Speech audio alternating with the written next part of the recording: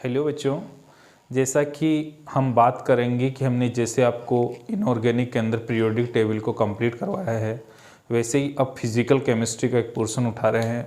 आपको बताएंगे कि फिजिकल में किस तरीके से न्यूमेरिकल्स को सॉल्व करेंगे। इसमें गैस स्टेट वाला चैप्टर उठाएंगे और पूरे चैप्टर को कंप्लीट करवाएंगे इसी लेक्चर में। कुछ चीज़ें छूटे उनको आपको एनसीईआरटी से एक बार रीड आउट करना है और एमसीक्यू की प्रैक्टिस करनी है। जो भी क्वेश्चन मैं करवा रहा हूँ उनको बार बार प्रैक्टिस करना, ताकि उससे आपका क्या होगा कि एग्ज़ाम का जो खौफ है, जो डर है, जो फोबिया है, वो सब दूर हो जाएगा कि हमें सर फिजिकल के क्वेश्चंस नहीं बन रहे हैं या हमें एमसीक्यू में प्रॉब्लम आ रही है। तो फिर वो कमेंट में आप बताइए, सभी का सॉल्यूशन किया जाएगा।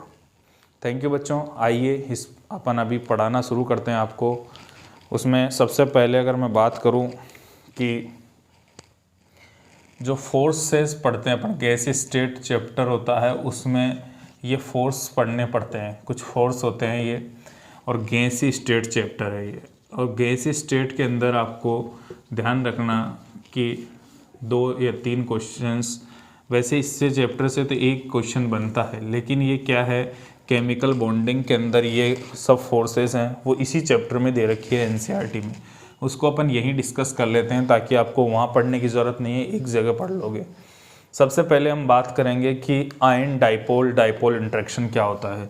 बच्चों, ये जो लिख रखा है वो इनका सीधा एक ऑर्डर भी है कि ये क्रम है, इनका ऑर्डर है वान डेर वाल फोर्स का, कि सबसे ज़्यादा जो इफ़ेक्टिव फोर्स है वो आयन डाइपोल इंटरेक्शन है। उसके बाद डाइपोल डाइपोल इंटरेक्शन है। उसके बाद आयन इंड्यूस्ड डाइपोल है। फिर डाइपोल इंड्यूस्ड डाइपोल है।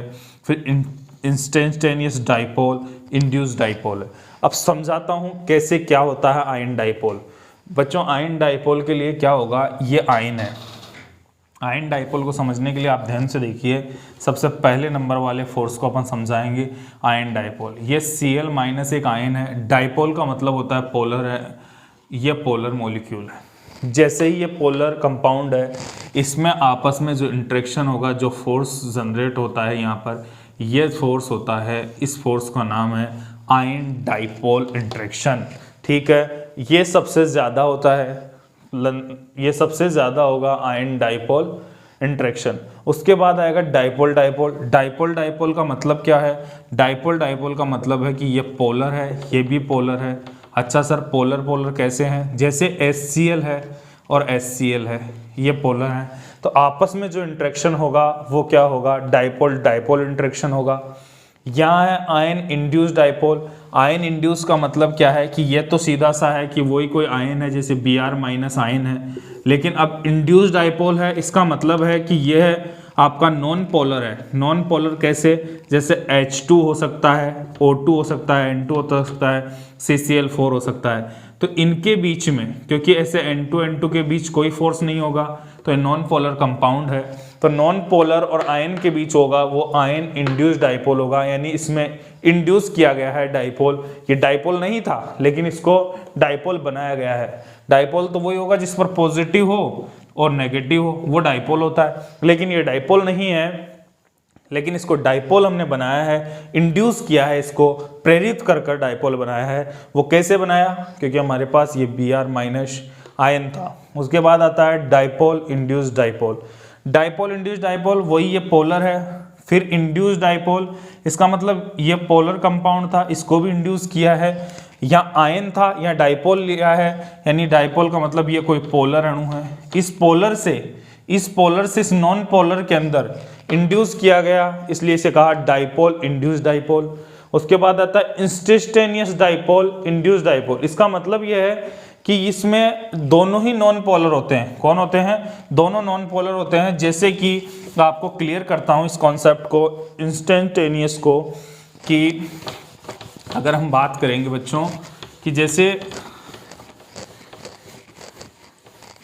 इंस्टेंटेनियस में होता है तात्क्षणिक, कुछ समय के लिए इंड्यूस्ड डाइपोल।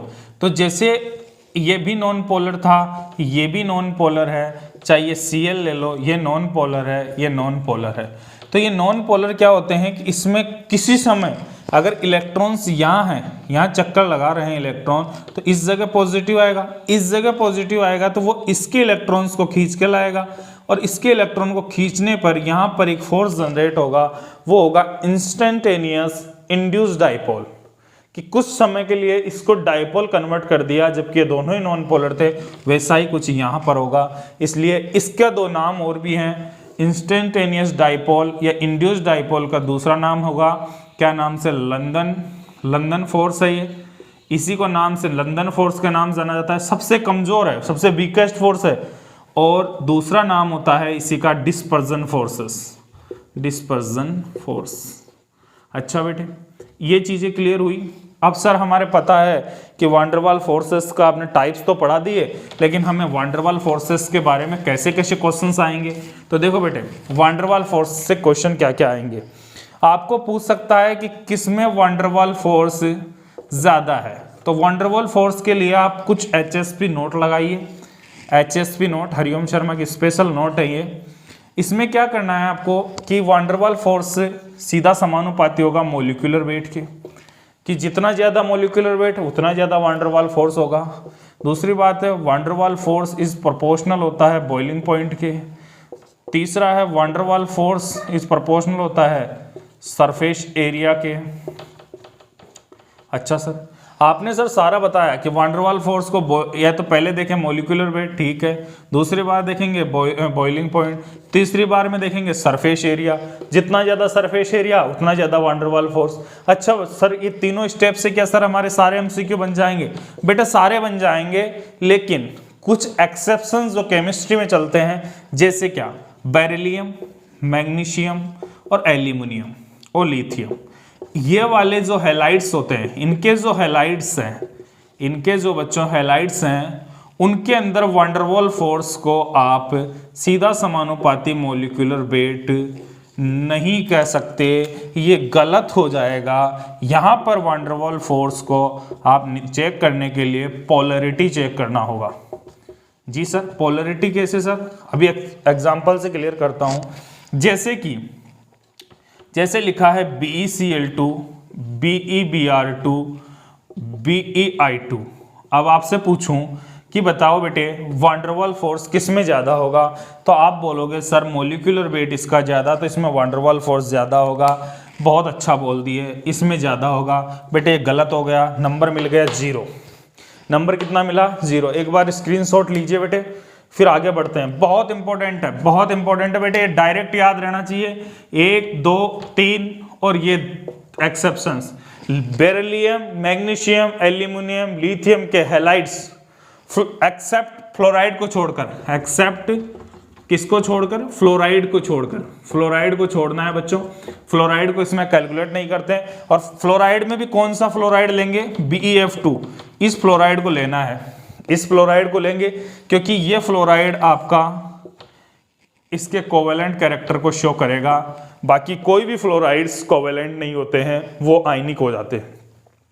ये जितने भी हैं, बेरिलियम है, मैग्नीशियम है, एल्यूमिनियम है, लिथियम है, ये इनके जो हैलाइड्स होंगे वो कोवेलेंट कैरेक्टर शो करते हैं। अच्छा बच्चों, कोवेलेंट कैरेक्टर्स कैसे पता लगेगा? जैसे हमने फजांस का रोल पढ़ा था कि कोवेलेंट कैरेक्टर में भी आयनिक कैरेक्टर आ जाते हैं जो कि फ्लोराइड्स में होते हैं, लेकिन ये बेवफा, ये क्या है? बेवफा। ये से याद करने की ट्रिक है बच्चों, ऐसा तो क्या मतलब है? बेवफा, ये बेवफा होता है। बेरिलियम का जो फ्लोराइड है ये बेवफा होता है, ये आयनिक ना होकर कोवेलेंट शो करता है, और यहाँ पर जो ऑर्डर है वो चेंज हो जाता है। वो कैसे? देखिए, अब इसको मैं स्क्रीनशॉट ले लिया है, इसको एक बार मिटाता हूँ, फिर आप देखिए, मज़ा आएगा बेटे। केमिस्ट्री हो चाहे फिजिक्स हो, सब पढ़ने में मज़ा आता है जब पढ़ाने वाला अच्छा हो। हाँ, दिल लग जाए अगर एक बार, फिर मज़ा आने लगता है पढ़ने में तो ना, और सिस्टम समझाने वाला अच्छा हो। अच्छा, बात हो रही थी बेटे अपने पास हैलाइड्स की। लिथियम है, बेरिलियम है, रट लीजिए बच्चों, मैग्नीशियम है, इनके जो भी एल्यूमिनियम है, इनके जो भी हैलाइड्स हैं, इनके हैलाइड्स की बात हो रही थी कि इनके हैलाइड्स में वांडरवाल फोर्स को आपको देखना है तो पोलैरिटी देखना है। सर आपने बहुत अच्छा बता दिया, ये तो हमारे को सारे कॉन्सेप्ट क्लियर हो गए। अच्छा बेटे, अब देखो पोलैरिटी को बात आ जाए, जैसे कि LiCl देखो, LiBr देखो, Li देखो, मैं बोलूँ वांडरवाल फोर्स बताना है बच्चों, तो आप क्या कहोगे सर? सर वांडरवाल फोर्स, कि सर आंडरवाल फोर्स ये होगा। अच्छा बेटा ऐसा क्यों बताया? मैंने तो कहा था मॉलिक्यूलर वेट। नहीं सर, ये इसके एक्सेप्शन हैं, ये केमिस्ट्री के एक्सेप्शन हैं कि इनमें जो इनके हैलाइड्स हैं ये हमें रिमेंबर होनी चाहिए। बेटे याद कर लीजिए, ये रिमेंबर होनी चाहिए कि LiCl, LiBr और LiI के जो भी हैलाइड्स हैं, जितने भी हैं इनके, उनमें क्या होगा, कोवेलेंट के आधार पे इनको पोलरिटी चेक करेंगे। अब पोलरिटी किसकी ज़्यादा, तो पोलरिटी के लिए आप फजान्स का रूल पढ़ते हो, पोलरिटी किसकी ज़्यादा होगी, जिसकी En ज़्यादा होगी, यानी इलेक्ट्रोनेगेटिविटी। इलेक्ट्रोनेगेटिविटी किसकी ज़्यादा होगी, सबसे ज़्यादा इलेक्ट्रोनेगेटिविटी फ्लोरीन, फिर क्लोरीन, फिर ब्रोमीन, फिर आयोडीन। ये बेटे आपको सारे कॉन्सेप्ट्स क्लियर हो गया है। इस चक्कर में आपको ये कोई दिक्कत नहीं है वान डेर वाल फोर्स निकालने में। दूसरी बात, वान डेर वाल फोर्स के बारे में और आगे जो अभी मैंने बताया था आपको कि जैसे अभी बताऊं, बच्चे मजा आएगा।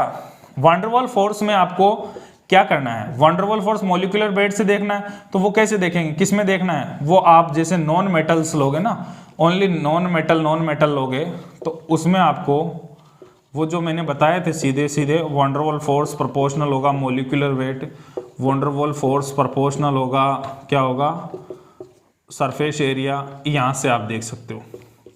अच्छा बेटे मॉलिक्यूलर वेट, तो सर आपने कहा कि H2O कौन सा है, ऑक्सीजन फैमिली ले रहा हूँ, H2O ओल्ड स्टाइल से टीपो, ये याद रखने की तरीका है। इसमें पूछूं सर वान डेर वाल फोर्स का आप कैसे अरेंज करोगे ऑर्डर, तो बेटे मैं कह दूंगा कि लो बेटे ये लो, ये लो, ये वान डेर वाल फोर्स हो गया। लेकिन बेटे मैं जब कहता हूँ कि केमिस्ट्री पढ़ना ही एक्सेप्शन है, साला केमिस्ट्री में एक्सेप्शन नहीं तो मजा ही नहीं है। अब फिर वापस H2O यहाँ नहीं रहकर ये यहाँ चला जाएगा, इसका रीज़न क्या है सर, ये ऐसा क्यों हुआ? बेटा हो, जैसे ही फ़ोन आ जाए, क्या आ जाए, मम्मी का फ़ोन, पापा का फ़ोन नहीं बेटे, फ़ोन आ जाए ना, तो फिर क्या होगा, इसमें जैसे फ्लोरीन है, ऑक्सीजन है और N है, ये जो भी हाइड्रोजन से ये इनसे जुड़े हुए आ जाएं, जैसे F आ गया, इसकी 17 किलो यानी 16.5 किलो जूल एनर्जी होती है ना बच्चे, बहुत ज़्यादा हो जाती है। और ये जैसे फ़ोन आ गया ना, तो ये इनसे जुड़े हुए अगर कोई भी आते हैं तो उनकी क्या होगी, ये होंगे ना, तो इनके सबसे ज़्यादा इसमें क्या हो जाएगी, हाइड्रोजन बॉन्डिंग हो जाएगी। हाइड्रोजन बॉन्डिंग होने के कारण इसकी एनर्जी बढ़ जाएगी और ये सबसे पीछे होने की जगह सबसे आगे हो जाता है। तो ये ध्यान रखना इसका एब्स्ट्रैक्शन। इसके अलावा आपको HF वाले को भी याद कर लेना है, इन सब के स्क्रीनशॉट्स ले लो बच्चों। HF वाले में क्या है, जैसे कि HF है सर, HCl है, HBr है, HI है सर, इसमें क्या आएगा, इसमें ये ऑर्डर आएगा। ठीक है बेटे, आपने कहा ये आएगा, बट ये गलत, इसको ले जाओ फिर आगे। क्यों सर, वही हाइड्रोजन बॉन्डिंग। बच्चे मैंने बताया फ़ोन, तो यहाँ पर H का F के साथ हाइड्रोजन बॉन्डिंग और इसकी तो मैं 16.5 किलो जूल एनर्जी, इतनी ज़्यादा हो जाती है। ठीक है, बॉइलिंग पॉइंट का ऑर्डर भी यही होगा, क्योंकि मैंने कहा है कि वान डेर वाल फोर्स प्रोपोर्शनल होता है बॉइलिंग पॉइंट। ऐसा पूछ भी लेते हैं कि इनका बॉइलिंग पॉइंट HF का ज़्यादा होता है, इसका रीज़न क्या है, वान डेर वाल फोर्स। इसका रीज़न क्या है, एम्स के हिसाब से अगर ये क्वेश्चन है कि इसका रीज़न क्या है, तो इसका रीज़न आएगा वान डेर वाल फोर्स। ठीक है बच्चों, अब वान डेर वाल फोर्स का और ऑर्डर एक आपको बताना है, वो कैसे है वो देखो। ऑर्गेनिक केमिस्ट्री में आपने पढ़ा है, ऑर्गेनिक केमिस्ट्री में आप पढ़ोगे, पढ़ा है या नहीं पढ़ा है तो वो बच्चे पढ़ लेंगे। जैसे आपने पढ़ा, ये होता है एन पेंटेन, ये होता है आइसोपेंटेन, ये होता है नियोपेंटेन। ये एन पेंटेन है, ये आइसोपेंटेन है और ये है नियोपेंटेन। बच्चों देखो, आइसोपेंटेन, नियोपेंटेन, तो इसमें क्या है, सरफेस एरिया इसका ज़्यादा है। क्या है, सरफेस एरिया ज़्यादा है, एरिया ज़्यादा है, सरफेस एरिया ज़्यादा है, तो इसका बॉइलिंग पॉइंट ज़्यादा है, फिर इसका, इनका ऑर्डर ये रहने वाला है बेटे। यही वान डेर वाल फोर्स का बॉइलिंग पॉइंट का ऑर्डर और वॉन डेर वाल फोर्स का ऑर्डर सेम रहेगा। ठीक है दोस्तों, तो मैंने चीज़ें बताई वो सारी क्लियर हुई वॉन डेर वाल फोर्स से संबंधित।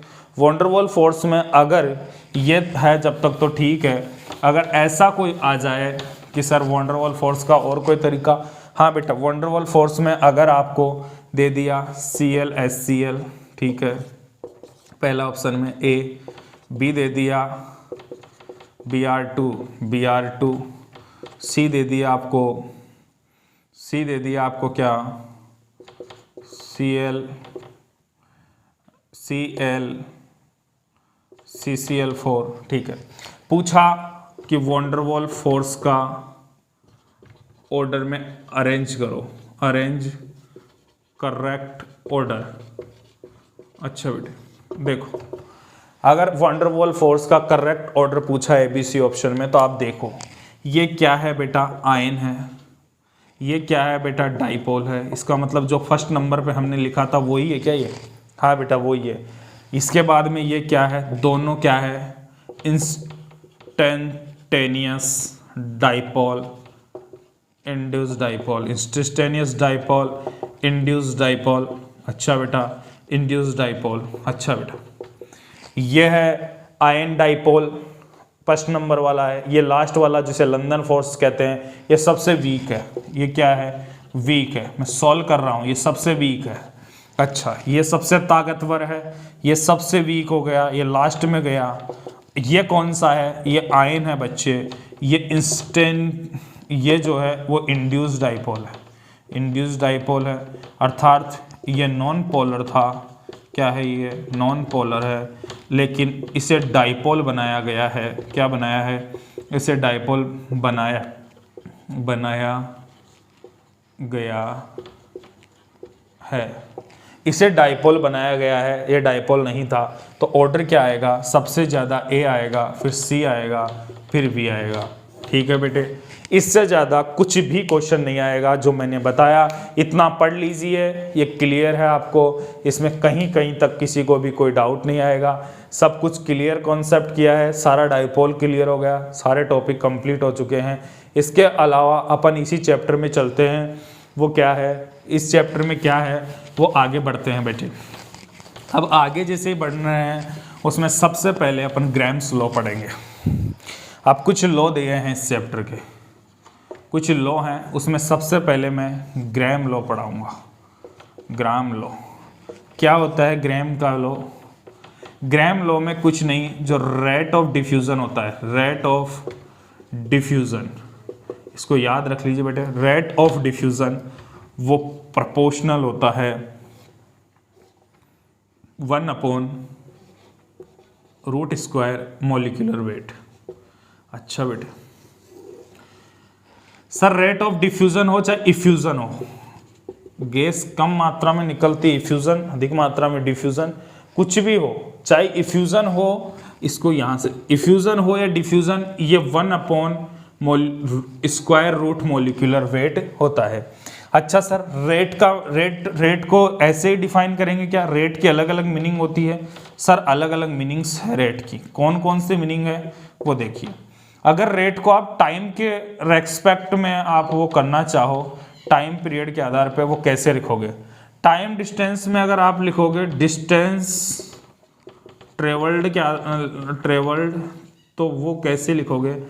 तो रेट होगी जैसे R1/R2, तो इसमें टाइम के जैसे लिखोगे R1/R2, तो टाइम के रूप में लिखोगे तो B1 जो है, सॉरी डिस्टेंस लिखोगे तो D1/T1, D2/T2। ठीक है बेटा, ये टाइम डिस्टेंस ट्रेवल्ड के रूप में फॉर्मूला हो गया इसका रेट का। अब आपको बताता हूँ मैं रेट के और भी फॉर्मूले हैं बहुत सारे, जैसे कि रेट वॉल्यूम के रेशियो में कैसे रिप्रेजेंट करेंगे अपन। तो रेट को वॉल्यूम R1/R2, तो वॉल्यूम के रूप में आपको B1/T1, V2/T2 बराबर √² M2/M1।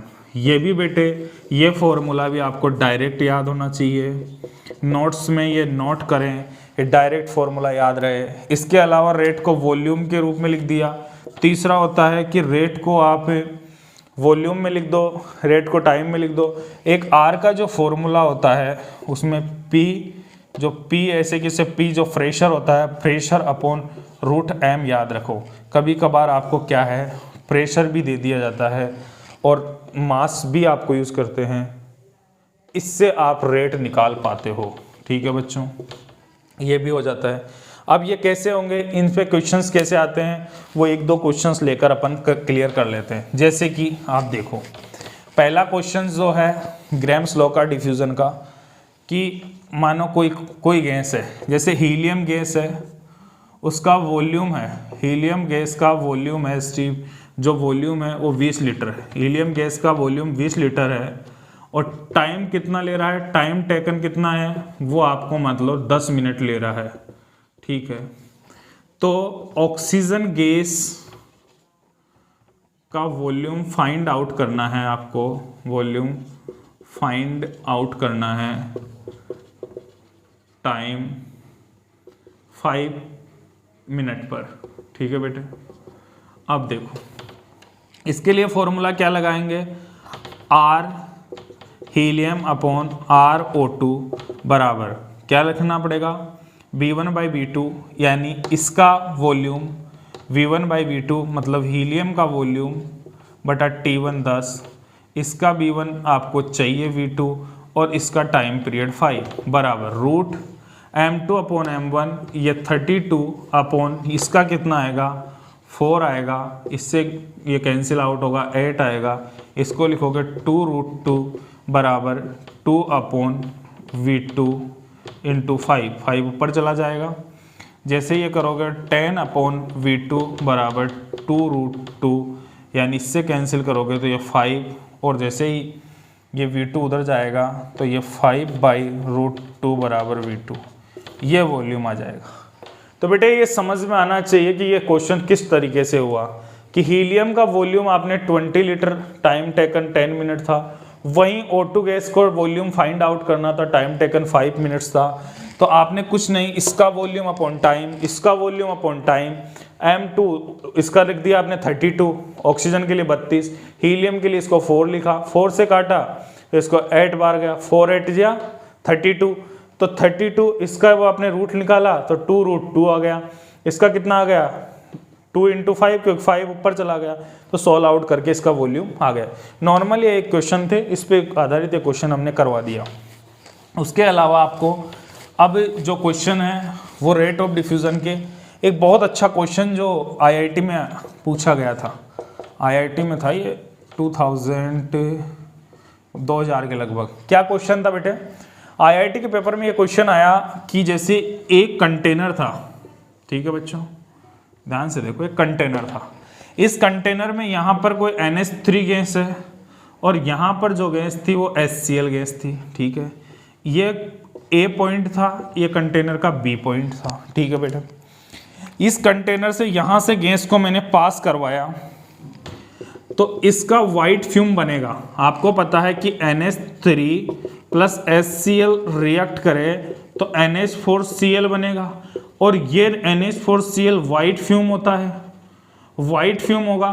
तो ये वाइट फ्यूम किस डिस्टेंस पर आपको मिलेगा, किस डिस्टेंस पर ये वाइट फ्यूम बनेगा, तो आप खुद सोचो। इसका मोलिकुलर वेट 17 होता है, इसका मोलिकुलर वेट 36.5 होता है। बेटे ये देखो बहुत मजा आएगा, इस ऑप्शन को मैंने कहा A, इसको मैंने कहा B और इसको मैंने कहा C। B C तो यार उसने लेबलिंग कर दिया ना, X Y और Z। अच्छा अब क्या है सर X Y Z में, आप ये बताओ कि पहला क्वेश्चन तो नॉर्मल बेसिक जो पूछता हूँ कि कहाँ बनेगा, तो ये हल्की है तेजी से जाएगी और ये तुरंत आधे से तो ज़्यादा जाएगी, इसका मतलब Z पर बनेगा। तो पहला ऑप्शन था उसका कि ये X पे बने, Y पे बने या Z पे, तो आपका आंसर आ गया कि सर ये Z पे बनेगा, क्योंकि ये तो समझ में आ गया, क्योंकि ये साला धीरे धीरे चलेगा, ये साला तेजी से जाएगा, तो दोनों मिल जाएंगे और यही वाइट फ्यूम ये बन जाएगा। ठीक है, दूसरा इसी में थोड़ा लेवल का क्वेश्चन बने, क्योंकि IIT ऐसा थोड़ी पूछेगा, तो नॉर्मल आपको नीट में पूछ ले, बट वो कैसा पूछा उस क्वेश्चन को देखो। अब वाइट फ्यूम कब बने, वो आप देखते हैं। जैसे ये ए है, ये बी है, ये 2 मीटर की डिस्टेंस है। ऑप्शन दिए वाइट फ्यूम बनना चाहिए, कहाँ बन रहा है, 0.6 मीटर पर बनेगा, 1.2 मीटर पर बनेगा, 1.4 मीटर पर बनेगा, या फिर 0.8 मीटर पर बनेगा, 0.9 मीटर पर बनेगा। बच्चों ऑप्शंस ऐसे दिए, लेकिन हमें पता है कि 1 मीटर पर ये बीच में आ रहा है, साला यहाँ तो बनेगा भी नहीं क्योंकि ये इधर जाके बनेगा। इसका मतलब ऑप्शन ये कट गया और ये कट गया। ऑब्जेक्टिव ऑप्शन में 2 ऑप्शन तो क्लियरली आपको गलत कर दिए। अब आते हैं बी और सी ऑप्शन पे। इन ऑप्शन की चर्चा करेंगे। सबसे पहले देखो कि ये डिस्टेंस 2 मीटर था, मेरे को बताना है कि find out distance travelled from a से बतानी है ये डिस्टेंस की कितने ट्रेवल्ड करेगी। तो मैंने बताया कि माना ये x डिस्टेंस ट्रेवल्ड कर लिया इसने, बचा हुआ ये डिस्टेंस 2 माइनस एक्स, वो 2 माइनस एक्स रह गया। अब देखो ये x डिस्टेंस है, ये 2 माइनस एक्स, तो x बाई ये डिस्टेंस टाइम आ गया ना, ये डिस्टेंस और टाइम आ जाएगा, x बाई t1 हो गया, और वो टाइम उसका वो डिस्टेंस कितना आ गया, वो आ गया 2 माइनस एक्स अपॉन t2। ठीक है, अब इसको फाइंड आउट कर सकते हो आप कि ये गैस है क्या है, m2 अपॉन m1। तो m2 आपने इस गैस को लिया 30.5 अपॉन 17। जब इसको सॉल्व करोगे t1 टाइम तो आपको कैंसिल हो जाएगा, टाइम सेम, इसको हटा दो, r1 बाई r2। ठीक है दोस्तों, अब यहाँ से आप इसको सॉल्व आउट करके आप x की वैल्यू फाइंड आउट करोगे। तो इसको जैसे काटोगे तो इसको 2.25 के लगभग मान सकते हो। तो इस 2.25 का रूट 1.5 आ जाएगा, और इसको x अपॉन 2 माइनस एक्स कर लोगे। ठीक है, जैसे इसको आगे सॉल्व करोगे तो यहाँ से आप x सॉल्व करके निकालना, शायद 1.2 के करीब आएगा। तो यानी ऑप्शन आपका ही आएगा, जब सॉल्व करोगे तो निकल जाएगा।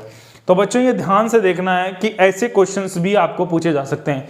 अब एक क्वेश्चन आप खुद बना लीजिए, इसका स्क्रीनशॉट ले लीजिए, अच्छा क्वेश्चन है ना, IIT क्वेश्चन है कि कहाँ पर वाइट फ्यूम बनेगा NH4Cl, तो वो यहाँ बनेगा। ऐसा कोई क्वेश्चन आएगा तो आप बना सकते हो। उसके बाद अब आप आ जाइए, आप क्या करेंगे अपन इसमें ग्राम के ऐसे क्वेश्चंस ग्राम से हो गए। ग्राम्स में और क्वेश्चन क्या बन सकता है, ग्राम्स में एक क्वेश्चन हो सकता है कि अगर हीलियम गैस है, जैसे H2 हाइड्रोजन गैस है, हाइड्रोजन गैस का प्रेशर कितना है, प्रेशर 10 atm है। ठीक है, प्रेशर 10 atm है, टाइम पीरियड आपका 10 सेकेंड है, नहीं प्रेशर 10 atm है, तो O2 गैस का प्रेशर आपको फाइंड आउट करना है। तो प्रेशर के रूप में कैसे करना है, R1 by R2, rate of इसका रेट निकालना है। तो रेट आपको R1 बाई R2 का आपको रेशियो दे रखा है 2। ठीक है दोस्तों, ऐसा कुछ कर रखा है, तो ये 2 लिख दो। यहाँ पर आप P कितना है, पहले इसका 10 लिख दो, इसके लिए P फाइंड आउट करना है, इसके लिए रूट m2 अपॉन m1 16 आ जाएगा। जैसे 16 का आप करोगे 2 से 16 तो 4 आ गया, यानी 40 अपॉन P बराबर 2, यानी P बराबर P किसका, O2 का 20 आ जाएगा ATM, क्योंकि मैंने ये ATM में लिया है। तो ये आपको क्लियर हुआ कि H2 का प्रेशर है 10 ATM, तो O2 का प्रेशर फाइंड आउट करना है। अगर इनका रेट का रेशियो दे रखा है क्या, R1 अपॉन R2 अगर आपको दे रखा है, क्योंकि H2 अपॉन O2 जो आपको रेशियो दे रखा है वो 2 दे रखा है, तो आपका ऐसा क्वेश्चन क्लियर हो जाएगा। इसमें किसी को कोई डाउट नहीं? डाउट। एक बहुत अच्छा क्वेश्चन अभी मैं लूँगा, बहुत ही प्यारा क्वेश्चन है। इसमें मैं पूरा ये मान के चलिए कि ये जेई का बहुत इंपॉर्टेंट प्रॉब्लम होने जा रहा है। एक कंटेनर है, इस कंटेनर के अंदर Cl2 गैस है, ये 2Cl में कन्वर्ट, इसको मैं मानता हूं ये गैस का कोई मिक्सचर है, ये किसी गैस का मिक्सचर है, गैस का मिक्सचर है। ठीक है, और इसी के अंदर आपकी क्या है, हीलियम गैस। ठीक है बेटा, इसको इसमें मिलाया गया है। अब जैसे ये मिलाने पर क्या हुआ, यहाँ से ये निकलना शुरू हो रही है, यहाँ से ये गैसें निकलेगी। ठीक है, जब ये गैस निकलेगी तो ये कितना डिसोसिएशन होगी, अगर इसका रेशियो R1/R2 कितना है, 4 है, ठीक है। R1/R2 का रेशियो क्या है, इसका रेट ऑफ डिफ्यूजन कितना है, 4 है, तो इसका डिसोसिएशन कांस्टेंट क्या, डिसोसिएशन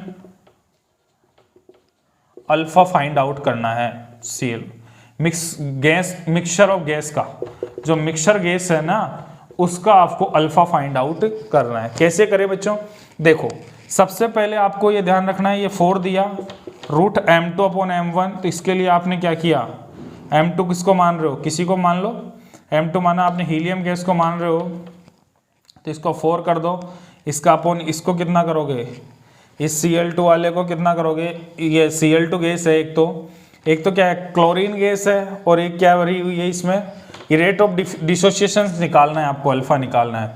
जैसे अल्फा निकालने के लिए पहले R1/R2 आप करोगे, यहाँ से इसका m2/m1 करोगे, यहाँ से यहाँ आपको मास फाइंड आउट हो जाएगा। जैसे ही मास फाइंड आउट होगा उसके बाद अपन क्या करेंगे कि यहाँ पर R1/R, जैसा कि बेटे अपन बात कर रहे थे भी R1/R2, तो R2 अपने को क्या लेना है, R2 मिक्स का लेना है, मिक्स गैस का मिक्सचर है, और ये हीलियम गैस है, ये आपको दिया है, तो ये हीलियम का है, ये मिक्सचर का है, ठीक है। अब आप क्या करोगे कि m2/m1, तो m2 आपको फाइंड आउट करना है गैस का मिक्सचर का, लेकिन m1 आपको 4 पता है, ये आपको दे रखा है, कितना दे रखा है 4, तो 4 बराबर रूट m2/4, जैसे इसका स्क्वायर करोगे तो 16 × 4 बराबर m2, तो m2 मिक्सचर कितना आ गया 64, तो m2 मिक्सचर आपका m मिक्सचर आ गया आपका कितना आ गया 64। अच्छा m मिक्सचर आपने 64 निकाल लिया, अब आपको डिसोसिएशन निकालना है। डिसोसिएशंस निकालने के लिए सबसे पहले अपन बात करेंगे कि ये जो गैस क्लोरीन है वो Cl2 है, ये Cl2 2Cl में कन्वर्ट हो रहा है, ये टूट रहा है, ये पहले 1 था तो ये 0 था, अब 1 माइनस अल्फा तो ये 2 अल्फा हो गया। अब आपको I कैसे फाइंड आउट करना है, इन सभी का समेशन कर दीजिए, 1 माइनस अल्फा प्लस 2 अल्फा, तो आपका I आ गया, यहाँ से I होता है वांट ऑफ फैक्टर, जो अपन पढ़ेंगे सॉल्यूशन वाले चैप्टर में, तो ये कितना हो गया 1 प्लस अल्फा। अच्छा बेटे ये 1 प्लस अल्फा हो गया, बढ़िया समझ में आ रहा है हमारे कि सर 1 प्लस अल्फा आ गया, लेकिन अब क्या करें, अब कुछ नहीं बेटे, अब आप ध्यान रखो कि m actual upon m theoretical, m theoretical कैसा, जो आपको थ्योरी से मिला है तो वो मिक्सचर है, m मिक्स आ गया, ठीक है बेटे, और यह आता है आपका I बराबर आपने रख दिया I की वैल्यू 1 प्लस अल्फा बराबर m एक्चुअल क्लोरीन के लिए कितना होगा 71/64, ठीक है, तो अल्फा क्या आ गया 71/64 माइनस 1, ठीक है बेटे, यहाँ से अल्फा कैलकुलेट हो गया। तो इसलिए इस क्वेश्चन को मैंने कहा जेई और आईआईटी के लिए क्वेश्चन था, क्योंकि नीट में तो केवल इतना सा पूछेगा कि इसका अल्फा कितना होगा, तो आई कितना होगा 1 प्लस अल्फा, बस इतना सा पूछ सकता है आई कितना होगा, लेकिन ये इतना डेप्थ तक डिफ्यूजन से कोलरेट करके यहाँ तक क्वेश्चन को लाया है, तो ये क्वेश्चन थोड़ा सा एडवांस लेवल का क्वेश्चन है, ठीक है। अच्छी प्रैक्टिस अगर एक बार हो जाएगी तो सारी चीज़ें क्लियर हो जाएगी, ठीक है। इसका स्क्रीनशॉट ले लीजिए, अच्छा क्वेश्चन था।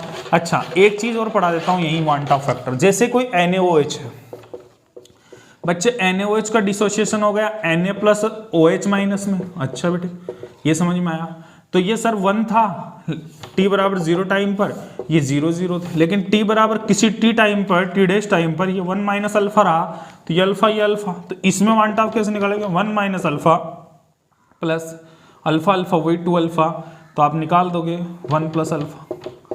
अच्छा अब आपको एक चीज समझा देता हूं मैं, इसमें अगर I निकालना है तो m एक्चुअल कितना हो गया, हाइड्रोजन NaOH का 40 है, इसमें क्या होगा m जो आपको प्राप्त होना चाहिए वो मिक्स जो भी लिख दो यहाँ पे, ये कितना है 1 प्लस अल्फा। अच्छा दोस्त अब आपका आएगा m मिक्स बराबर 40/1 प्लस अल्फा, इसका मतलब आप समझ जाओ कि 1 प्लस अल्फा का अगर इसमें भाग लगेगा तो 40 से कम ही होगा, इसका मतलब आपको पास पता है कि 40 से कम आ रहा है, 40 से कम आ रहा है, तो इसका मतलब क्या हुआ कि जब भी कोई डिसोशिएट होता है तो उसका जो मास होता है वो जो पहले वाला मास होता है उसकी तुलना में, जब अब में थ्योरेटिकल जो मास मिलेगा अब मिलेगा थ्योरी से, इससे वो मास घट जाएगा, यानी डिसोसिएशन होने पर मास में डिक्रीज हो जाता है। ये समझ में आया? ये आपका सॉल्यूशन वाला पोर्शन था, लेकिन यहाँ पर भी इसको फिजिकल पढ़ा रहे हैं तो थोड़ा अच्छा लेवल पे पढ़ने के लिए चाहिए। ठीक है बेटे, ये समझ लो, एक बार स्क्रीनशॉट ले सकते हो उसका। अब आप आ जाइए, जो स्पेशल कॉन्सेप्ट अपने उनके ऊपर चर्चा करेंगे। अब क्या स्पेशल कॉन्सेप्ट बच रहा है? अब इधर से बेसिक चीज़ें सारी हो गई है आपकी इस चैप्टर की। ठीक है, बेसिक से उठा के पूरा कंप्लीट करा दिया ग्राम। अब आपको फास्कल का रूल लॉ पढ़ना है। फास्कल का लॉ, फास्कल के लॉ में क्या होता है? P1 + P2 + P3, इन सभी का प्रेशर को जोड़ के इनका एवरेज निकाल लो। ये फास्कल ने बताया था। उसके बाद में आपका ग्राम का विसरण का नियम हो गया, डिफ्यूजन लॉ हो गया। उसके बाद में आपको पढ़ना पड़ेगा एक आपको ideal gas. Ideal gas equation वो अलग से लेंगे, उसको सेपरेट वीडियो बनाएंगे। इसमें सबसे पहले एक बात याद रखना, आइडियल गैस होती है PV = nRT। अच्छा बेटे, PV = nRT क्या होती है? एक डेंसिटी से भी उसको कैलकुलेट कर लेना, RT = D/, ये, क्योंकि डेंसिटी जो होती है ना वो RT अपॉन वो dm/dt होती है कुछ। तो ये है ना डेंसिटी है, ये जो डिफ्यूज़न होता है, रेट होती है, वो डेंसिटी के भी सीधे प्रोपोर्शनल होती है ना। ये ध्यान रख लेना, ये मैंने उधर नहीं बताया था। अच्छा बेटा, PV = nRT है, आइडियल इक्वेशन है ना। इसमें PV और ये क्या होते हैं? P होता है ATM में, ठीक है। V होता है जो वॉल्यूम होता है 22.4 होता है, वो STP पर होता है। N क्या होते हैं? ये मोल होते हैं। R क्या होता है? गैस कांस्टेंट होता है। अच्छा बेटे, T क्या होता है?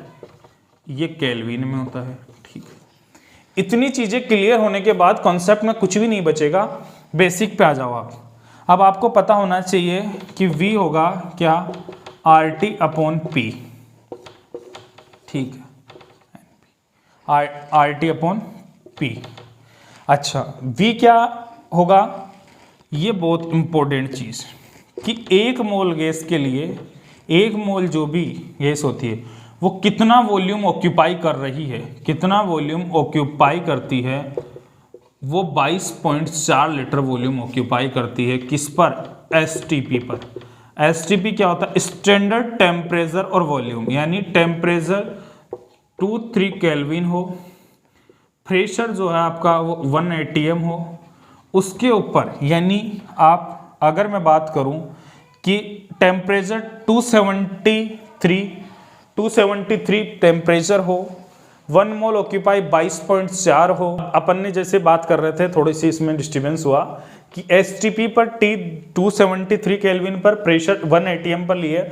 अब आपको यहाँ से वॉल्यूम का आपको ये कितना वॉल्यूम आएगा? 22.4 लीटर। ठीक है, अब मैं आपको एक बात बताता हूँ, कन्वर्जन बहुत इंपॉर्टेंट है इसमें।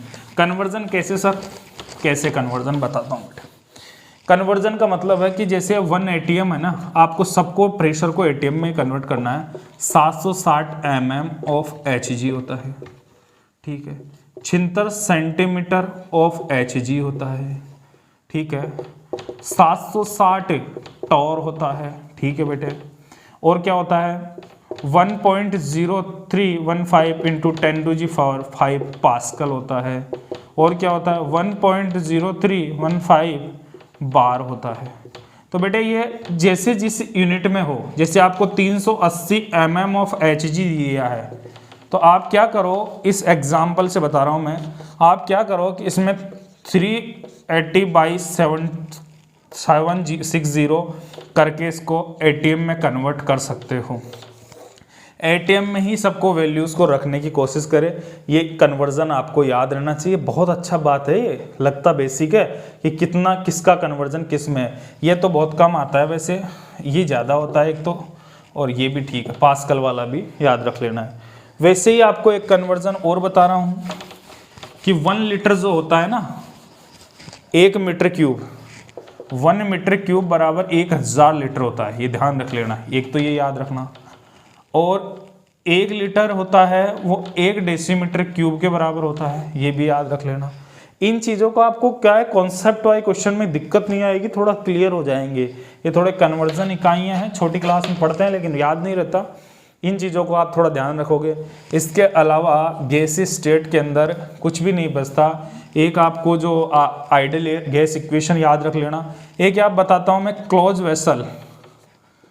वेसल और एक ओपन वेसल, ये याद और कर लो। ओपन वेसल बच्चे, ओपन वेसल है तो वॉल्यूम कांस्टेंट होगा, ठीक है, प्रेशर कांस्टेंट होगा सर, लेकिन मोल कांस्टेंट नहीं होंगे, ठीक है, मोल कांस्टेंट नहीं होगा। ओपन वेसल में रट के जाना है कि मोल कांस्टेंट नहीं रहेंगे। क्लोज वेसल्स में प्रेशर आपका क्या रहेगा, वेरिएबल होगा। क्यों वेरिएबल होगा सर, जबकि मोल और वॉल्यूम क्या होंगे, कांस्टेंट होंगे।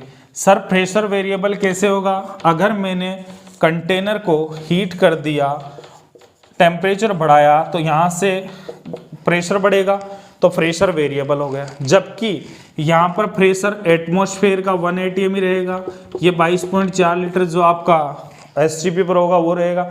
लेकिन मोल में ओपन वेसल है तो मोल क्या होंगे, निकल सकते हैं, और मोल निकलेंगे तो ओपन वेसल में मोल कांस्टेंट नहीं रहते हैं, नहीं रहते हैं, ठीक है बच्चे। ये HSP नोट करके लिखिए, कैसे इसके क्वेश्चंस आ जाते हैं, कैसे क्वेश्चन आते हैं, इसका स्क्रीनशॉट ले लिए, याद रख लेना बस। एन मोल कांस्टेंट नहीं होते हैं ओपन में, वो निकल के चले जाते हैं। ओपन में अगर आप भी ओपन रहते हो ना तो आप भी कहीं भी जा सकते हो, लेकिन जब क्लोज रहते हो घर के अंदर 4 दीवारी में तो जा नहीं सकते वैसे कहीं भी, है ना। तो वैसा ही है अभी ओपन क्लोज का मतलब। अच्छा क्वेश्चन कैसे आता है बच्चे, एक ओपन वेसल है, अच्छा सर ओपन वेसल है, उसके 1/3 मोल है ना, वो क्या हो गए, निकल गए इसमें से। ये ओपन वेसल था, इसके 1/3 मोल निकल गए, यानी n/3 मोल निकल गए, तो 2/3 मोल इसमें रहे हैं, ठीक है। अब इसका आपको प्रेशर दे देगा, वॉल्यूम दे देगा, तो PV बराबर nRT वाली इक्वेशन में आप वैल्यू पर पुट करोगे तो वहाँ से आप ये दूसरे का अगर आपको प्रेशर पूछेगा तो आप निकाल सकोगे। मोल की जगह 1/3 और 2/3 रख देना, RT T से T कैंसिल हो जाएगा, प्रेशर के साथ तुलना करनी है तो इसका प्रेशर माना 2 atm दिया तो अगले का प्रेशर आप निकाल सकते हो। ये नॉर्मल चीज़ थी। एक बेसिक फॉर्मूला और एक बेसिक क्वेश्चन से और बढ़िया सा क्वेश्चन बता देता हूँ। एक क्या है क्वेश्चन, सर क्वेश्चन ये है कि अगर प्रेशर कितना 1 atm है, प्रेशर 1 atm है, टेम्परेचर T डिग्री सेल्सियस है, pressure 1 atm, temperature T degree Celsius है, और वॉल्यूम आपका क्या है, वॉल्यूम आप ले लीजिए बच्चे, वॉल्यूम कितना लोगे, वॉल्यूम ले लीजिए आप 2 लीटर, ठीक है, ठीक है। अब क्या किया हमने, प्रेशर को 10% बढ़ाया, इंक्रीज कर दिया 10%, प्रेशर को 10%, टेम्परेचर को 10 डिग्री सेल्सियस इंक्रीज कर दिया, तो अब वॉल्यूम फाइंड आउट करना है। देखो बच्चे ये क्वेश्चन कैसे करना है ना, इस टाइप के क्वेश्चंस को कैसे सॉल्व करते हैं वो पहले ध्यान रखो। वॉल्यूम हो या टेम्परेचर हो, कैसे फाइंड आउट करना है। वॉल्यूम दोनों का सेम है, ये मान लो वॉल्यूम दोनों का सेम है, तो टेम्परेचर फाइंड आउट करो।